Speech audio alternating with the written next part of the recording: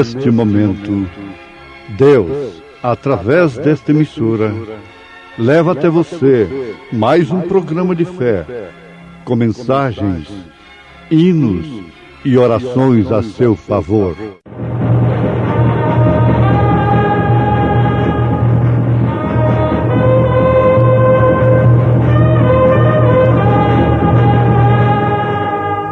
Fé para vencer. Somente crer, somente crer, tudo é possível, somente crer. Pois também eu te digo que tu és Pedro, e sobre esta pedra edificarei a minha igreja, e as portas do inferno não prevalecerão contra ela.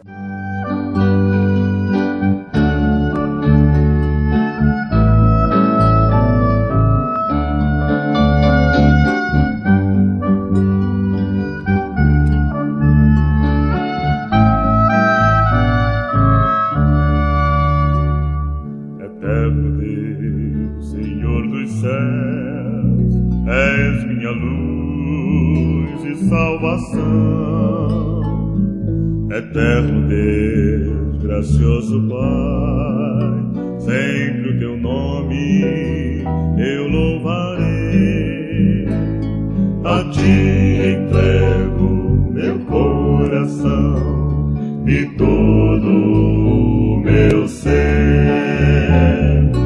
Dá-me paz, real poder e consolação.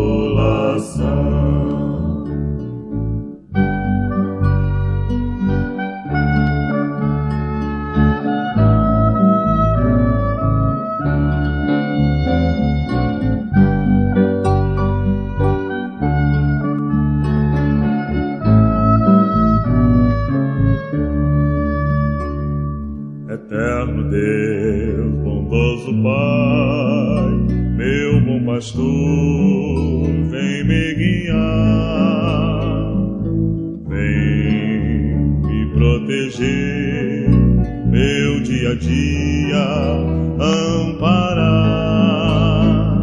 A ti entrego meu coração e todo o meu ser.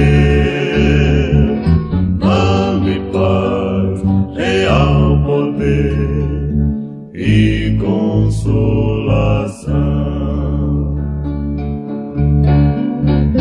Testemunhar, convidar e transmitir o amor, louvar sempre o teu nome a cada instante, a cada dia.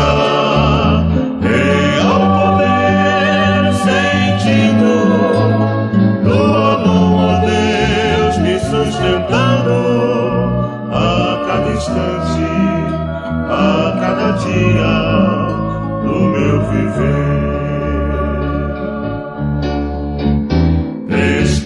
testemunhar, convidar e transmitir o amor a cada instante, a cada dia do meu viver. A cada instante, a cada dia do meu viver.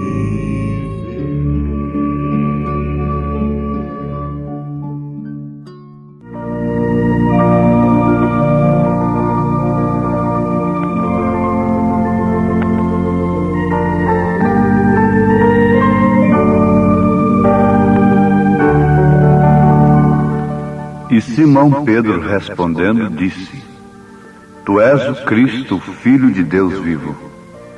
E Jesus respondendo disse-lhe: Bem-aventurado és tu, Simão Bar-Jonas, porque tu não revelou a carne e o sangue, mas meu Pai que está nos céus.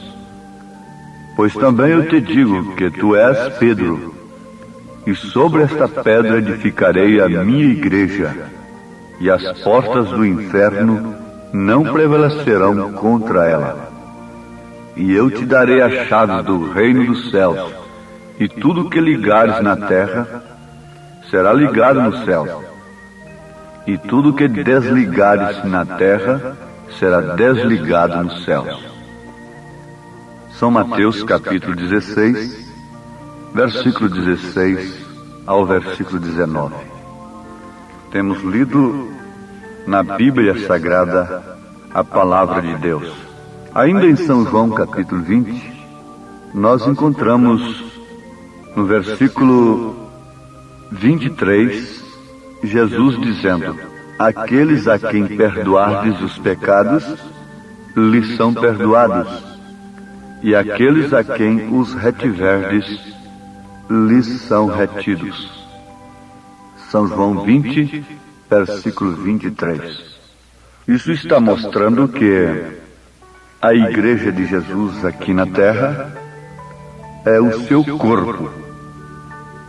Porque aquele que está ligado no corpo de Cristo está ligado nos céus. Mas aquele que está desligado do corpo de Cristo está desligado nos céus. Não é propriamente aquele que está ligado numa organização religiosa, com seu nome num livro de rol de membros de uma organização religiosa, mas aquele que está ligado no corpo de Cristo. É porque ele tem o seu nome no livro da vida do Cordeiro desde antes da fundação do mundo. E a essas alturas, esta é a única coisa que interessa ao Filho de Deus. É saber se o seu nome está escrito no livro, não de tal igreja ou de tal outra igreja, mas no livro da vida do Cordeiro desde antes da fundação do mundo. Por isso, ouvintes, nós não devemos querer estar numa meio-igreja que tem parte da palavra de Deus apenas. Nós devemos anelar com tudo que temos estar numa igreja verdadeira, ou então em nenhuma igreja. Nós desejamos ser cristãos verdadeiros, ou então não ser nenhum cristão. Jesus disse que seria melhor assim, ou ser tudo ou ser nada. Sim, sim, não, não.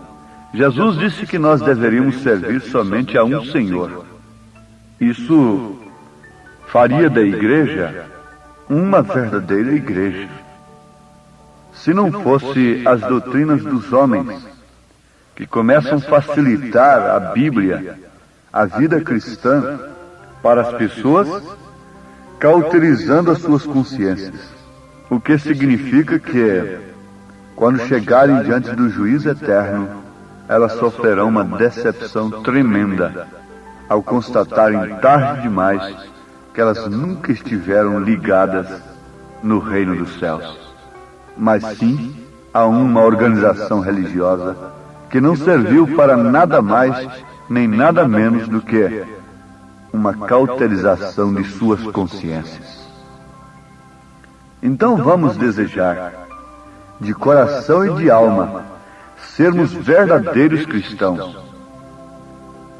E para tanto, é necessário que soframos uma libertação total dos nossos hábitos, dos nossos pecados, de nossos pensamentos malignos, de nossos feitos malignos. Sejamos libertados da nossa negligência em relação às coisas de Deus, em relação à oração e à vida vivida. Seja o que for que temos feito, devemos sofrer uma libertação total. Isto só pode operar através do batismo do Espírito Santo. O batismo do Espírito Santo é Deus circuncidando o coração do homem e da mulher que tem aceitado a sua palavra. É o selo do Espírito Santo selando a fé do homem, do crente, na palavra de Deus. Então, nós desejamos uma libertação total, para que então, quando as pessoas entrarem nesta igreja, se aproximarem de nós, elas possam receber tudo quanto elas deveriam receber de Deus. As bênçãos naturais, Deus derrama sobre os maus e os bons, independente da sua igreja, independente do pastor, independente dos seus mensageiros. Ele derrama chuva e o sol nasce sobre todos e o oxigênio está aí, preservando a vida. Ele dá o crescimento dos alimentos, das árvores, das fruteiras, não é? E demais coisas. Mas bênçãos espirituais é somente através de sua igreja, somente através de seu corpo, que é liderado, segundo Efésios capítulo 4, por doutores, mestres, pastores, evangelistas. Deus leva essas bênçãos, derrama as bênçãos da sua palavra através daqueles que pregam a palavra. Portanto, ninguém deveria ir na igreja buscar outra coisa a não ser a palavra de Deus, ser corrigido. Nós deveríamos ir à igreja com a intenção de vermos o que está errado com a nossa vida. Não sujeitarmos a igreja à nossa posição social, aos nossos títulos, às nossas famas, à nossa riqueza, nem coisa alguma assim. A igreja deveria estar como um sal, como luz, e as pessoas deveriam ir à igreja somente para serem corrigidas e prestarem assim uma verdadeira adoração a Deus. Não para mostrar vestes, não para fazer dos seus corredores uma passarela de desfile de modas e exibição de sexo até. Não. Não para fazer uma demonstração de capacidade intelectual nos discursos. Nada disto. A igreja está na terra como corpo de Jesus. E quando Jesus chegava em algum lugar e que alguém se aproximava dele, com fé algo acontecia. A hemorragia se estancava, a morte era repreendida, os cegos enxergavam, os mudos falavam, os demônios eram expulsos. Mas também o azorrague de Deus trabalhava para purificar o templo. Jesus não permitiu que a igreja fosse um palco de comércio. Jesus não aceitou o comércio dentro da igreja. Não. Ele tomou o azorrague e virou aquelas mesas daqueles cambiadores, embora estando vendendo coisas da religião, pombas, naturalmente cordeiros, bois para o sacrifício. Ainda que eles estivessem vendendo Bíblias dentro da igreja, Jesus teria virado as suas mesas carregadas de Bíblias e dito: vai vender isso lá fora. A minha casa será chamada casa de oração. Essa é a própria Bíblia. Essa é a própria palavra de Deus. Porque a Bíblia não contém a palavra de Deus. Ela é a palavra de Deus, sendo, portanto, o próprio Deus. Porque o homem não é mais do que a sua palavra. E pela palavra do homem você conhece o seu caráter. Jesus Cristo é a palavra. Então, veja só, se a igreja tomasse seu lugar devido, diz o profeta, e que as pessoas soubessem que a igreja estava ali, justamente como um espelho, como um sal, como luz, então a coisa seria totalmente diferente. Para pertencer à Igreja de Jesus, não depende de um título. Para pertencer à Igreja de Jesus, não depende de capacidade intelectual e nem tampouco de ignorância. Para pertencer à Igreja de Jesus não depende de dinheiro. Depende de ter nascido nela. Depende de nascer de novo. Depende de ser escolhido desde antes da fundação do mundo e ter o seu nome no livro da vida do Cordeiro, desde antes da fundação do mundo. Para aqueles que conhecem a Bíblia Sagrada, ora, esta mensagem é simplesmente a exposição da palavra. Ela não poderia nunca ser falsa, a não ser para aqueles que, tendo torcido as Escrituras, tem amontoado, atraído sobre si um juízo tremendo do engano. E Deus tem enviado o espírito do erro para que eles creiam no engano. E eles estão em suas marchas insuperáveis, que ninguém pode barrar, crendo estar fazendo um serviço para Deus. E isto é verdade, porque veio o espírito do erro e cegou os seus entendimentos. Veio da parte do Senhor e fez com que eles crescem na mentira do dia. Porque se você não crê na verdade do dia, você terá de crer automaticamente na mentira do dia. Agora, quem prefere crer na mentira do dia? A mentira do dia estava representada por Barabás, o homicida, mas aquilo representava aqueles que o escolheram. O caráter deles diante de Deus era tão baixo, era tão condenável quanto o caráter de Barabás. Mas vejam se eles quiseram escolher um caráter de Cristo, sendo ele a verdade encarnada. Foram homens pervertidos, foram homens corruptos, foram homens sem inteligência, sem estudo, sem preparação teológica, que escolheram a Barabás? Não, foram justamente eles. Mas a escolha deles mostrou como, num espelho verdadeiro, a posição e o estado deles diante de Deus. O que o homem tem escolhido, o que a mulher tem escolhido, mostra perfeitamente a sua situação, o seu estado espiritual diante de Deus. Isaías, o profeta evangelista do Velho Testamento, usou aquela expressão terrível, como vendo aquela cena, dizendo: suas mesas estão cheias de vômitos. É o que Deus estava vendo nas suas solenidades, nos seus cultos cheios de ordens sociais, de aparatos humanos. Oh, ouvintes, isso deve nos dar uma sacudida nesse instante. A Igreja de Jesus estaria edificada sobre aquela tremenda revelação, e as portas do inferno jamais prevaleceriam contra ela, disse Jesus, e nunca prevaleceu. Quando o diabo abriu as portas para a igreja, o inferno abriu suas portas para a Igreja de Jesus, através do imperador Constantino. Veja se elas prevaleceram.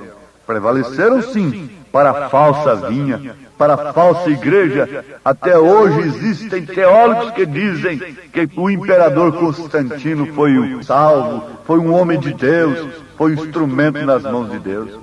Como eles estão chamando hoje feiticeiros de apóstolos de Deus.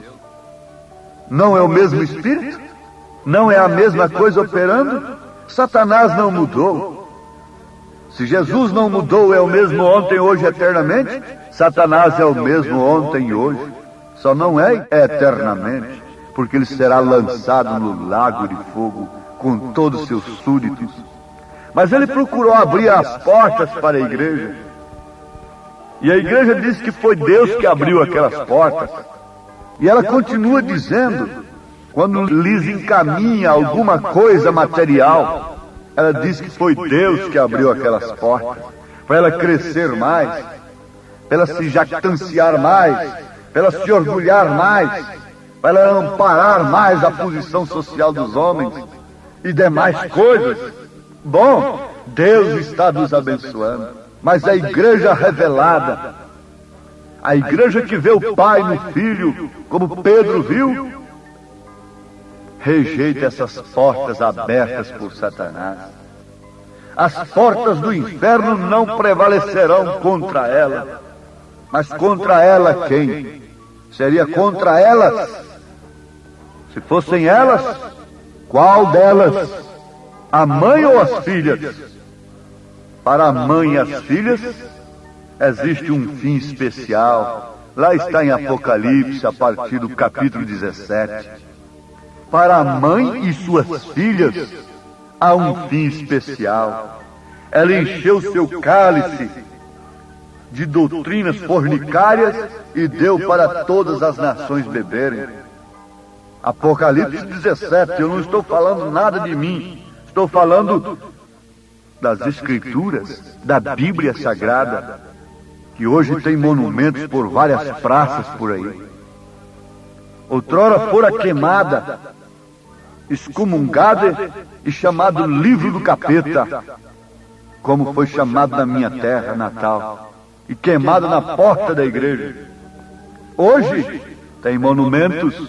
Hoje leiam a Bíblia, pregam nos carros, leiam a Bíblia, leiam a Bíblia, porque essa leitura natural de hoje não tira ninguém de nós mesmos. Mas aqui está a verdade. Apocalipse 17 mostra que ela está sentada sobre muitas águas, o que quer dizer povos, com seu cálice de fornicação, com muito dinheiro, com muito ouro, com muita prata, mas condenada a uma queda terrível. Caiu a grande Babilônia. Mas antes dela cair, houve um eco do anjo. O anjo veio, o mensageiro veio e disse: sai dela, povo meu, para não seres participantes dos seus pecados e para que não incorras em suas pragas. É o povo de Deus, é o povo meu que tem que sair dela. Sair de suas doutrinas, especialmente de sua doutrina mãe, que diz que Deus é 3 pessoas. Você não pode ter o Pai sem ter o Filho, disse São João, que quem tem o Pai tem o Filho. E como você poderia ter 3 pessoas em você? Apenas uma nota para você ter a revelação de onde parte a coisa. Você vê aquela grande árvore frondosa ali, mas veja, nasceu de uma pequena semente. Você vê essa grande coisa hoje aí, esse monstro terrível, esse poder material terrível, nasceu de uma semente, de uma pequena semente nicolaíta, de um falso cavaleiro que cavalgou num cavalo branco para conquistar os leigos, tirando aqueles que Deus chama por vocação divina da frente da igreja e estabelecendo um meio intelectual para a direção dela. Isso é a doutrina nicolaíta, que significa conquistar os leigos. Mas aqui está a denúncia de Deus nesta hora presente, quando o sol se declina, a escuridão tem tomado conta, raia uma luz no entardecer. Elias levantou a bandeira da verdadeira mensagem, que é a bandeira que o Espírito aurora quando Satanás vem como águas impetuosas contra sua igreja. É melhor que tenhamos Satanás contra nós do que termos suas portas abertas e aceitas inocentemente. Seria como que entrar no laço do passarinheiro e na peste perniciosa.